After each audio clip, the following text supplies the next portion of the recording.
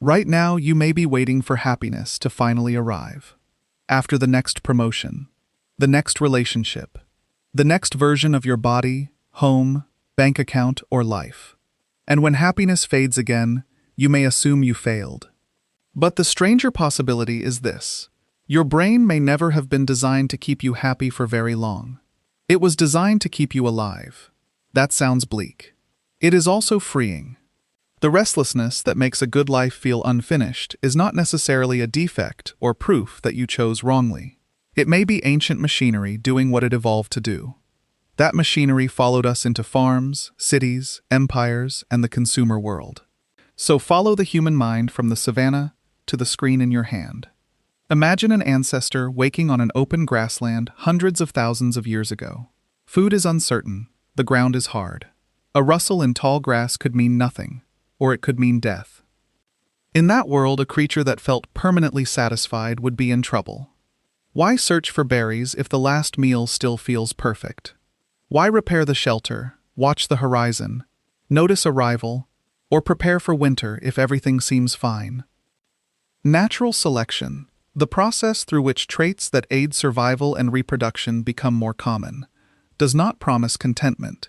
It rewards attention, caution, and the urge to improve your position before something takes it away. Your nervous system inherited that urge. It was useful. Dissatisfaction helped humans sharpen stone, carry fire, store food, and rebuild. Restlessness drove survival. Negativity bias works similarly. Bad events often leave a deeper mark than equally powerful good ones. Overlooking fruit cost a meal. Overlooking a predator could cost everything. You can see that bias in a modern day that goes almost perfectly. 9 people are kind to you, 1 person is cold. Which face follows you home? Your mind may replay the cold one, not because it is wise, but because uncertainty once carried a price. Then there is the problem of adaptation. You expect a reward to settle the hunger. Instead, the reward briefly changes your baseline, what starts to feel normal, and then the next desire appears. Psychologists Philip Brickman and Donald Campbell called this the hedonic treadmill. You move, but emotionally, you often drift back toward familiar ground. You buy the thing you wanted. For a few days it glows. Then it becomes the object on your desk, the car in your driveway, an ordinary detail of Tuesday. Brickman later studied lottery winners with colleagues. The small study's strongest interpretation remains disputed, but its core insight endures. Enormous gains can become familiar. Novelty fades. Expectations move. That is not ingratitude or proof that your dream was false. Your brain is simply excellent at updating. If these hidden forces inside ordinary feelings fascinate you, subscribe. The story becomes stranger when humans begin to farm. Beginning roughly 12,000 years ago, agriculture changed anxiety. Foragers knew danger and hunger. Farming tied survival to delayed results. Seed now, harvest months later. If rain, pests, rulers, and rivals allowed it. Surplus encouraged storage, ownership, sharper hierarchies and comparison. Dense settlements brought new burdens of disease and labor. Humanity had not escaped uncertainty. It had organized uncertainty into calendars, boundaries, debts, and ranks. That status machinery still lives inside you. Open a phone, and you can compare your face, home, career, and relationships with selected moments from thousands of lives. Your social brain may read them as evidence that others are rising while you fall behind. In small communities, belonging could mean access to food, protection, and help. That is why an unanswered message or uninvited gathering can hurt absurdly. Your conscious mind sees a locked door. Another part warns, do not lose the group. Ancient cultures understood something modern culture often forgets. They did not usually define a good life as an uninterrupted pleasant mood. Ecclesiastes called earthly achievement hevel, a breath, a vapor. Its writer tested pleasure, wealth, work, and wisdom, then called making them ultimate a striving after wind. Earthly joy was not worthless. Created things could not carry the weight of God. Centuries later, Augustine wrote, "Our heart is restless until it rests in thee." In this Christian vision, perfect circumstances cannot cure restlessness. The heart was made for a peace the world's changing gifts cannot supply. The Greeks made a similar distinction.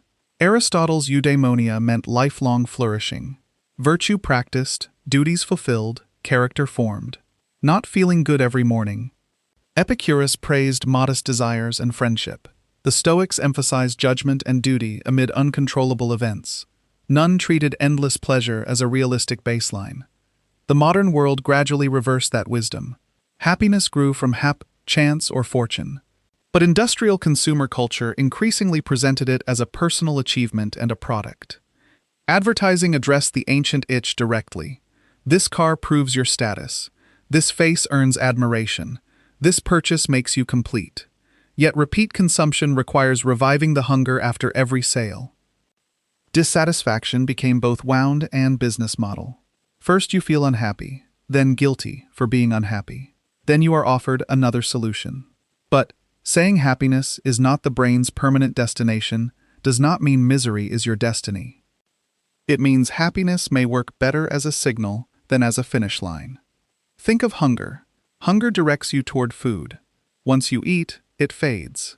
Nobody expects one meal to abolish hunger forever, or calls the meal meaningless, because hunger eventually returns. In the same way, joy can tell you that love, beauty, achievement, worship, or belonging matters. Its passing does not make it false. The trap begins when you demand that the signal never disappear. Researcher Sonia Lyubomirsky emphasizes that circumstances matter, but repeated actions matter too. Relationships, gratitude, movement, sleep, useful work, and generosity can change experience by directing attention again and again. None of them will make you permanently happy. That is the point. A good life may not be a life without longing. It may be a life in which longing stops lying to you. You learn to ask whether the next goal is genuinely meaningful, or whether an ancient alarm system is merely searching for another hill to climb. Your ancestors needed dissatisfaction because their world was unforgiving. You carry a brain tuned for scarcity through a world capable of selling you a new answer every hour.